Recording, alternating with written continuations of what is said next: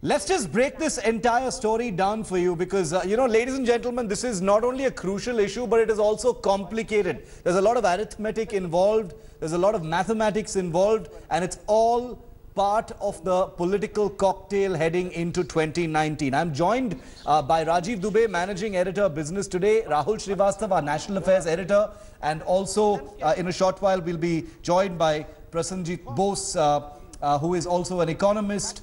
We will get a view from all of them, but first I want to break down for you what is this 10% quota really all about and who actually qualifies. Well, the numbers. Let's put the numbers down for you. Persons with a land holding below 5 acres, that's about 86%. Land holdings, 1,25,635 people are likely to benefit from this. We'll come back to this graphics in just a minute. I want to put another important piece of information up on your screen right now. This is how the Modi government stands to benefit or expects to benefit as a result of this big quota push. Let's put that on your screens right now. The 6 points on which the Modi government actually expects to benefit from this quota push. Because remember, the conversation right now among many urban Indians is, why more quota? Do we need more quota? Isn't there already a 50% quota? So is this purely symbolic, or is there a very, very sharp political sense behind this move going into 2019? I want to ask my producers to pull up the graphics on the benefits that the Modi government stands to accrue, the political benefits that the Modi government stands to accrue from the quota issue. Take a look at this. Okay, they're on your screen now. It could majorly consolidate the upper caste vote for the BJP. That is one of the big factors, especially after the upper caste pretty much walked away from the BJP in the recent state elections. It underscores the Modi government's pro-poor reach. If the opposition fights it, it will benefit the Modi government. That's for certain. It puts the opposition on the back foot since they cannot openly oppose the move to introduce this quota for the economically backward. It wins back the Brahmin Baniya vote alienated by the BJP's Dalit OBC outreach during the assembly elections. It gives Modi a major piece of weaponry to win votes apart from the development agenda going into 2019. And now I want to tell you what the economists are saying. I want to tell you what the economic cost of this 10% quota really is. And this is not our information. This is what economists from across the board are actually saying in their analysis, their assessment of this 10% quota. Let's put that graphics up on your screen now.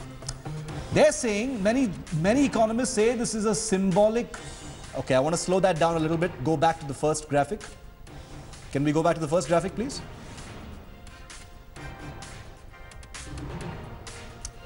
Symbolic, poll-oriented, since no big increase in public sector jobs is the first thing that economists say. There's the second thing that economists say. They say it's an admission from the government that the economy is not generating enough public sector jobs. Point number 3 that economists say. They say that it has turned the constitutional definition of backward on its head by adding economically backward to the existing definitions of social and educationally backward. Point number 4. Reservations not the cure for economic deprivation, say some economists. And finally, if cleared, who says this 60% reservation won't rise to 70% reservation? Who is really ascribing that limit is another big question. Let me go straight to our guest now. Rajiv Dubey, Rahul Srivastava, Prasenjit Bose. Rajiv, I want to come to you first because you've been doing some number crunching. But putting the numbers aside for just a moment, and I'm sure you'll argue with those numbers, but how much, the question that most people watching this story play out right now want answered is this merely an election move, or is this something that's actually going to be implemented or implementable?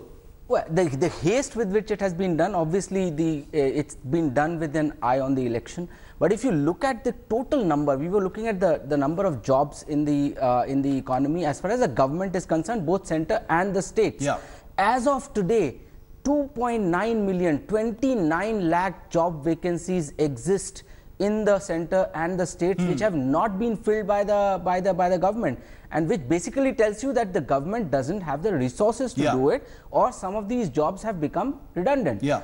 But largely because the government doesn't have the resources to do it. Now, if you look at just the armed forces, for instance, almost half of the budget of the armed forces goes into salaries and pensions. If you look at states, just Maharashtra, which is one of the biggest and the richest states in the country, it has 57% of its earnings going into salaries, pensions and interest payouts. So the states really do not have the money. The different government departments do not have the money. The question is, where will, even if the government fills up these 29 lakh vacancies, it will create 2.9 lakh jobs for the economically weaker section. But can the government do it at all? That's a big question mark right now. Absolutely. It's a huge question mark. Rahul Srivastav, yesterday we were discussing how this is a move that is dripping with politics, given the, political context, elections around the corner at this time.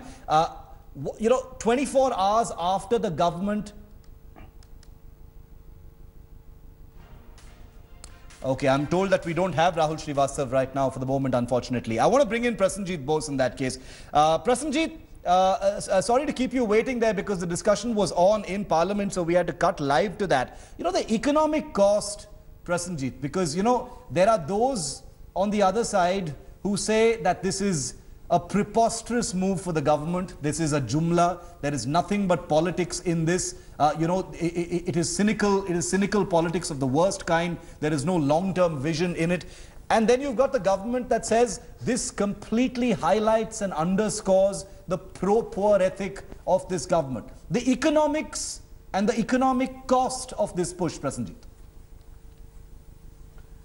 Well, I don't think that there is no economic cost, because it's as you were mentioning, that if it is a gimmick, then there is no cost involved in that. It is just for show. I think the first problem in this entire legislation, this constitution amendment that the government has tabled today, is the definition of what comprises economically weaker section. Now, let's face it, 8 lakh rupees a year. How many people in our country actually earn that kind of money?